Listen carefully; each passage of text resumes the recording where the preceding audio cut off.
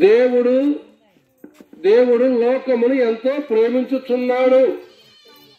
దేవుడు లోకమును ఎంతో ప్రేమించుచున్నాడు కనుక తన అద్వితీయ కుమారుని యందు పుట్టిన వారి యందు విశ్వాసముంచితే ఆయన ప్రేమ నీ మీద ఉంటుంది.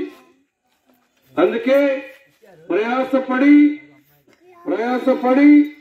భారం మోస్తున్నటువంటి సమస్తమైన జనులారా నా యొద్దకు రండి, మీకు విశ్రాంతిని కలుగజేసేదను. ప్రభువైన యేసుక్రీస్తు వారు మానవుడి జీవితములో ఈ లోకములో ధనధాన్యములు ఉన్నప్పటికి కూడా అట్టైశ్వర్యం ఉన్నప్పటికి కూడా జీవితంలో నెమ్మది లేకుండానే జీవిస్తూ ఉన్నాడు.